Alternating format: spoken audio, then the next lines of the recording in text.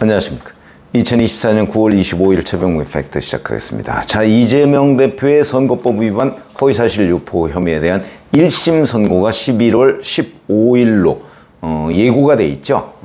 그래서 지난 20일 결심 공판을 했습니다. 그 결심 공판에서 검찰이 이재명 대표가 이 선거법 위반 본인의 혐의에 관해서 이걸 뒤집기 위해서 광범위한 위증 시도가 있었다.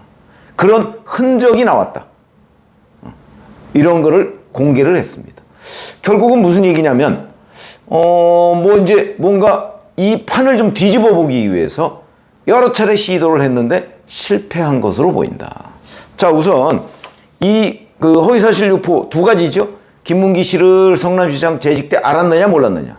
그 다음에 백현동 용도 변경이 박근혜 정부 국토부의 협박에 의한 것이냐 아니냐. 요 두 가지인데, 알았느냐 몰랐느냐는 부분은 이제 주관적 기억이다. 이렇게 얘기하면서, 그거는 본인이 몰랐다고 계속 주장을 하면, 알았다는 정황을 어마어마하게 많은 정황들을 이제 들이대고 결국 입증을 해야 되는 건데, 그것도 저는 충분히 입증됐다고 보지만, 본인이 계속해서, 나 기억이 없다.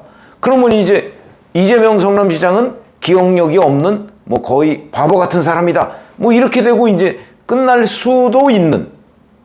판사가 그렇게 얘기했을 때, 기억이 안 난다는데, 기억을 못 한다는데, 이렇게 될 수 있는 거죠. 객관적으로는 말이 안 되는 얘기지만, 그렇게 판단을 내려도 또 남이 뭐라고 얘기하기도 쉽지 않은 측면이 있는데, 박근혜 국토부의 협박에 의한 것이다 아니다. 이거는 제가 공문이 있다고 말씀드렸죠. 명확하게 공문이 있기 때문에 이 공문을 뒤집을 방법이 없습니다. 그럼 이제 그걸 뒤집으려면 증언으로 뒤집어야죠. 그런데 그 증언을 압박하거나 시도한 정황이 포착이 됐고, 그게 지난 20일 결심 공판에서 검찰이 얘기를 했다는 거 아닙니까? 근데 그 과거 기사만 찾아봐도 부분적으로 다 나옵니다. 그게 뭐냐면 이런 겁니다. 그 이재명 성남시장 당시의 성남시 도시계획과장이라는 사람이 있습니다. 이 사람이 그 대장동, 백현동 이런 부분에 관해서 기본적인 설계를 하는 사람이니까 그 실무 책임자입니다. 작년 12월 재판에 나와서요, 제가 이거 한번 인용한 적이 있는데, 2022년 8월쯤에 성남시장 비서실장을 지냈던 이재명 대표 쪽 임모 씨라는 사람이 전화를 해서 국토부에서 압박했다는 말을 시장님이 누군가로부터 들었다고 하는데 기억나느냐? 시장님에게 보고했느냐? 이렇게 질문을 했다는 거죠. 이거 뭐가 기억에 떠오릅니까? 위증교사 사건. 거기에서 늘 이런 식으로 얘기를 하거든요. 시장님은 뭐라고 얘기를 하는데 기억나냐? 기억을 잘 되살려보라. 김진성 씨 했던 얘기하고 판박이다. 자, 그러면서 이모 씨는, 이 도시계획과장은 또 이렇게 답변을 합니다. 법정 증언이죠. 2달 뒤쯤, 그러니까 2022년 10월쯤이죠. 이때는 윤석열 정부 출범하고 난 뒤입니다. 그러니까 이때쯤에 시장님도 전화 왔는데 이재명 대표가 전화했다는 거죠. 같은 취지로 보고받은 기억이 있는데, 이게 이제 국토부 압박 얘기입니다. 협박 얘기입니다. 당신 아니냐? 그렇게 묻길래, 그런 일 없었고, 그런 일이 없었기 때문에 보고한 적도 없다. 이렇게 말했다고 법정 증언을 합니다. 또 이 이모 씨는 성남시장 비서실장 출신인, 아까는 임모 씨라고 했죠. 근데 여기는 또 전형수 씨로부터도 같은 내용의 전화를 받았다. 근데 이 전형수 씨는요, 성남시장 비서실장을 지낸 적도 있고, 경기도지사로 이재명 대표가 취임한 이후에도 도지사 비서실장을 지낸 적이 있습니다.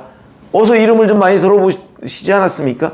작년 3월에 성남FC 수사 도중에 이재명 대표는 이제 정치를 내려놓으십시오. 더 이상 희생은 없어야지요. 라는 유서를 남기고 극단적 선택을 했던 바로 그 사람입니다. 이 사람도 전화를 했었다는 거죠. 이 성남시 그 도시계획과장을 지냈던 이모 씨한테 전화를 해서 위증을 요청한 거죠. 저는 그렇게 봅니다. 자, 이 사람만 있는 게 아닙니다. 성남시의 주거환경과장이라는 사람이 있습니다. 전모 씨. 이 사람도 작년 11월 재판에서 법정 등원을 했는데요. 2022년 7월과 8월 사이에 역시 그 문제의 임 씨입니다. 임 씨가 전화해서 이재명 시장에게 국토부 압박을 보고한 게 당신 아니냐.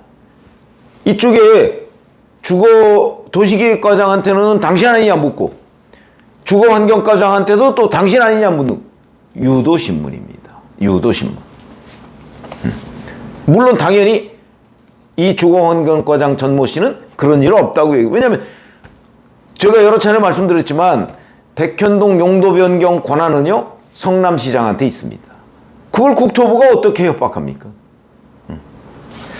자, 그 다음에 이런 전화가 도시계획과 팀장인 김모 씨, 이건 또 아주 실무자죠.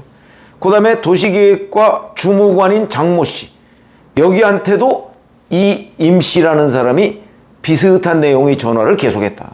그러니까 그 중에 한 사람이라도 만약에 이 임모 씨의 이 유도신문에 딱 넘어가면 그 사람을 딱 붙잡아서 이제 이재명 대표가 직접 전화해서 우의증을 하려고 했던 것 아니냐. 근데 이 구조를 한번 잘 보시죠. 이재명 경기도지사가 그 2018년에 김진성 씨라는 사람한테 전화를 직접 해서 우의증을 교사한 녹음 파일이 있다고 제가 말씀을 드렸죠. 그런데 그 전에 김진성 씨를 접촉한 사람이 있습니다. 정진상입니다. 정진상이 접촉을 해서 그때 이런 일이 있지 않았느냐 하는 걸 운을 뗍니다. 그건 아직 뭐 명확하게 공개된 건 아니지만 그 여기저기 보도를 보면 정진상이 먼저 김진성 씨한테 전화를 해서 운을 뗍니다. 그러니까 김진성 씨가 뭐 기억이 잘 안 나고 뭐 이런 식으로 약간 딱 잘라서 그게 아니다라고 얘기를 하니까 그 후에 이재명 당시 경기도지사가 직접 김진성 씨한테 전화를 해서 우의증을 얘기하는 거지. 뭐 우의증을 그 교사할 때, 우의증을 시킬 때 우의증 해주십시오 이렇게 얘기 안 합니다. 그 왜 사실대로 한번 기억을 더듬어 보세요. 이런 일이 있었죠? 그러니까 그 녹음 파일 아마 들어보신 분 계실 텐데 기억이 잘 안 나는데요. 그러니까 아니 그때 뭐 이러이러한 게 있었다고 하는데 나는 그렇게 들었는데 그러니까 그걸 여러 차례 자꾸 반복적으로 질문을 하니까 그런 기억이 없는데 뭐 그때는 또 제가 캠프에서 떠나 있어 가지고요 어쩌고 하니까 이제 당시에 김진성 씨는 백현동 그 로비스트라는 김인섭 씨를 도와주고 있었거든요. 그러니까 백현동 그 수익금을 분배받아야 되는 입장인데 만약에 성남시장 출신 백현동 인허가권자인 이재명 경기도지사한테 잘못 보였을 때 이재명 경기도지사가 인섭이 형이라고 부르는 사람 아닙니까? 그 수익금을 배분받지 못할 수도 있다는 판단을 했을 가능성이 높습니다. 그러니까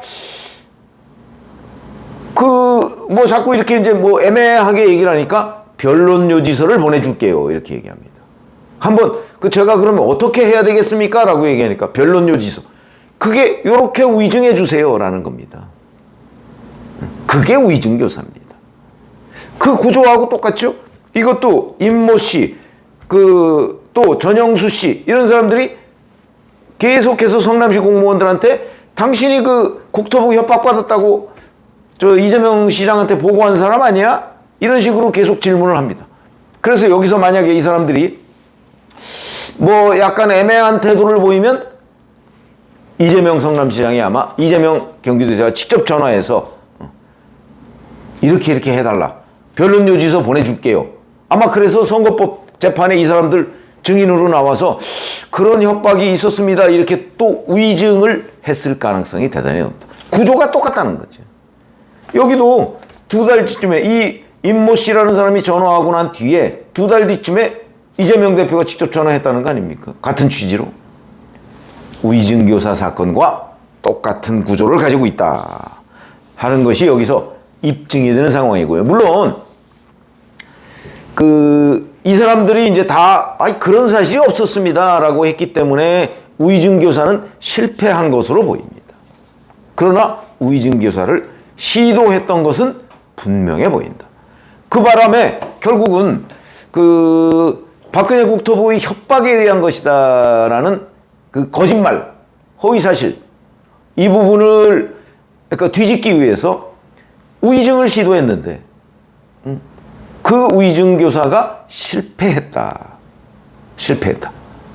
이렇게 보면 되고 그러니까 결국 혹을 떼려다가 이제 범행을 은폐하려고 시도했다라는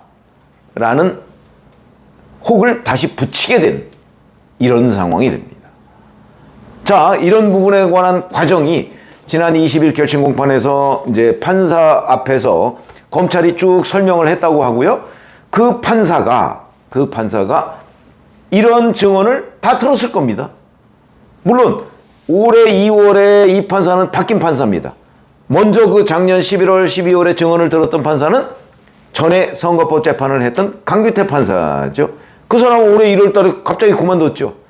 그리고 이제 한성진 부장판사로 바뀌긴 했는데 배석 판사들이 다 들었을 거거든요. 그러니까 사실관계는 제가 보기에는 명확한 것으로 보이고요. 그러니까 결국 선거법 재판, 특히 백현동 부분과 관련해서 이게 증거가 워낙 명확하니까 이걸 뒤집기 위한 이재명 피고인의 위증 교사 시도가 있었던 것 아니냐. 저는 뭐 그 가능성이 매우 높았다고 보고요. 이 사람들이 바로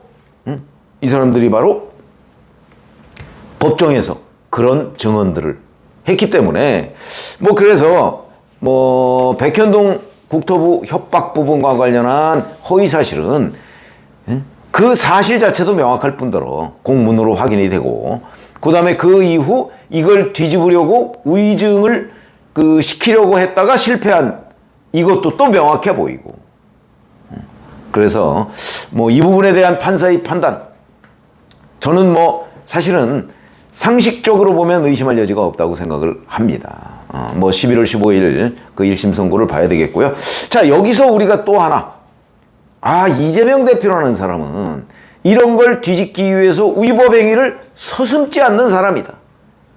과거 2심까지 공직선거법 허위사실 유포에 관한 300만 원 벌금을 받았는데 그걸 대법원에 가서 김만배 씨를 통해서 권순일 전 대법관과 재판 거래를 한 것 아니냐 하는 의혹을 아직도 받고 있죠. 규명이 안 됐습니다만은 저는 그 거래 의혹이 사실일 거로 보이는데 규명하기는 쉽지 않을 거다. 왜? 거기에 관련자가 이재명, 김만배, 권순일인데 셋 다 완전히 잡아떼일 거거든요. 실제 잡아떼고 있고요. 그러면 어떻게 규명을 할 것인가? 그건 쉽지는 않다. 진실은 재판 거래로 보이는데 규명은 쉽지가 않을 거다. 이런 생각이 드는데 자, 이 경우에도 재판 거래를 또 이재명 대표가 시도할 가능성이 대단히 높다고 저는 봅니다. 왜냐하면 그거 아니고서는 살아날 방법이 별로 없다고 보여지기 때문에 이 재판 거래 이 부분에 관해서 기자든 아니면 검찰이 직접 감시할 수야 없을 테니까 어쨌든 여하튼 주의 깊게 이 신경을 좀 쓰고 들여다봐야 되는 대목이 아닌가. 당장 이렇게 성남시 공무원들을 상대로 한 위증기사 시도가 있었던 것 아니냐 하는 의심을 하기에 충분한 일이 벌어졌기 때문에 재판 거래 또한 의심을 해보는 게 마땅하다.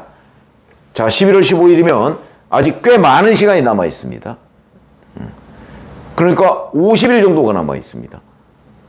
이 동안에 검찰도 또 언론사 현장 기자들도 이재명 대표의 이 재판 뒤집기에 대해서 온 신경을 쓰고 관찰, 취재를 해봐야 된다. 그렇게 판단이 돼서 말씀을 드렸습니다. 고맙습니다.